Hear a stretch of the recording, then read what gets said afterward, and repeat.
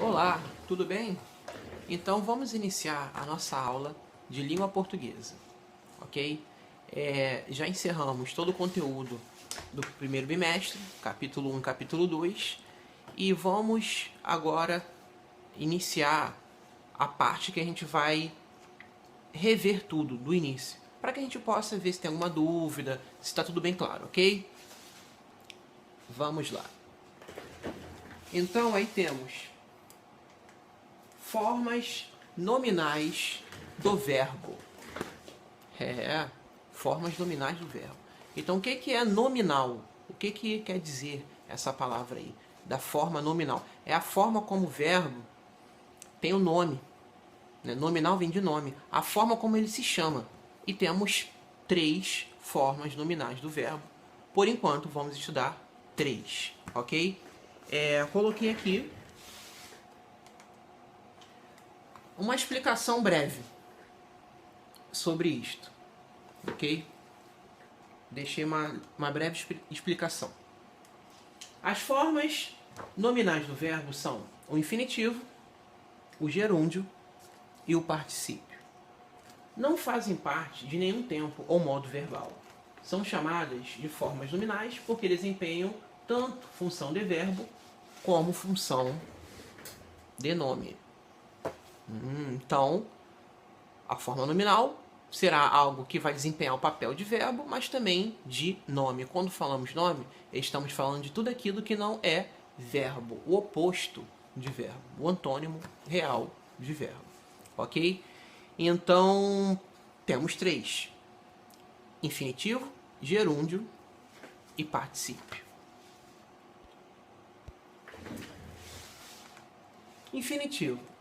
O infinitivo pode ser classificado em infinitivo pessoal e impessoal. São utilizados em situações distintas. O infinitivo pessoal é usado maioritariamente em situações em que há um sujeito definido ou em que se pretende definir esse sujeito. As terminações do infinitivo pessoal são iguais às do futuro do subjuntivo nos verbos regulares. Vamos dar aquela relembrada? Como seria o verbo no futuro do subjuntivo? Verbo vender. Então, quando eu vender, quando nós vendermos, ok? Então, o verbo fica igual ao futuro do subjuntivo. Vamos ver. Exemplos. Deixei aqui primeiro do pessoal. Verbo dar. Aí, só um momentinho. Achei. Verbo dar. Dar, dares, dar.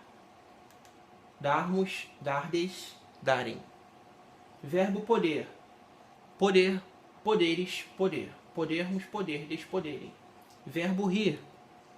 Então deixei aqui esses exemplos. Exemplos de uso do infinitivo pessoal. Eu parei para eles verem o quadro. Eu não posso falar eu parei para eles ver o quadro. Não. Eu parei para eles verem o quadro. Acho essencial aprenderem a cozinhar. O padre pediu para os fiéis fazerem doações. Então, tudo isto tem a ver com o infinitivo pessoal, o que fica flexionado. E o impessoal? O infinitivo impessoal é usado habitualmente em locuções verbais. Então, vamos relembrar rápido o que é uma locução verbal. A palavra locução, só pense no seguinte, tem a ver com 2 ou mais. Quando você tiver mais de uma palavra, você tem uma locução. No caso, se você tiver mais de um verbo, locução verbal, ok? Continuando. As terminações... Perdão, em locuções verbais. Em verbos preposicionados e quando não há um sujeito definido. As terminações do infinitivo impessoal são ar, para os da primeira conjugação, er, para os verbos da segunda conjugação, e ir, para os verbos da terceira conjugação. Deixei aqui exemplos. Verbo dar, dar. Verbo poder, poder. Verbo rir, rir. Exemplos de uso do infinitivo impessoal. Nós queremos saber se isso é verdade. Não podemos colocar aqui sabermos. Nós queremos sabermos. Não. Não cabe aqui. Elas gostam de ouvir samba. Então, na terceira conjugação, ir. Fazer exercício é importante. Então, aqui no caso, fazer está como sujeito da oração. O que é importante? Fazer exercício. Então, ele está sendo usado no início como o principal da oração. Ok? Então, assim é o infinitivo impessoal. Tá? Antes de passar para o próximo, eu deixei aí esses exemplos. E perdão, eu apertei errado aqui sem querer. Então, vamos relembrar. Infinitivo, temos dois tipos, o pessoal e o impessoal. O pessoal é a, né? É ir. O impessoal, ele... Perdão, calma aí, deixa eu voltar aqui. Perdão, ó. O impessoal, a, é, ir. O pessoal. E o impessoal é quando você tem a locução na frase. Então, o pessoal, ele consegue ficar sozinho na frase, como eu deixei aqui, para eles verem. Agora, o impessoal, tu tem que ter dois verbos. Por exemplo, aqui, ó, querer saber, gostar de ouvir. Entendeu? Então, tudo isso tem a ver, ok? Continuando. Gerúndio. O gerúndio indica o estado de uma ação prolongada, que ainda está em curso, transmitindo assim uma noção de continuidade de ação verbal. No gerúndio, os verbos da primeira conjugação terminam em ando, os da segunda conjugação terminam em endo, e os da terceira conjugação terminam em indo. Então, no gerúndio, verbo falar, falando, estudar, estudando, trazer, trazendo, querer, querendo, sentir, sentindo, vir, vindo. Tudo isto, gerúndio, quando tem N, D, O. Para quem é aluno de inglês, meu, ING. Ok? Exemplo. Os alunos estão estudando matemática. Minha avó vem descendo a escada devagar. Vocês já estão indo embora? Também, da mesma forma do infinitivo, o gerúndio ele necessitará de uma locução verbal, ok? Continuando. Particípio. O particípio é usado na formação de tempos verbais compostos.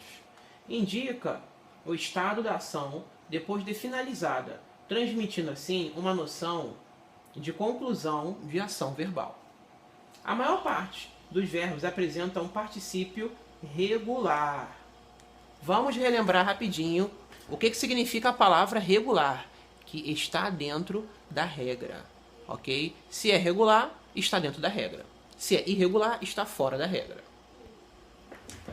Então, terminado em ADO, na primeira conjugação, e em IDO, na segunda e na terceira conjugação. Ok?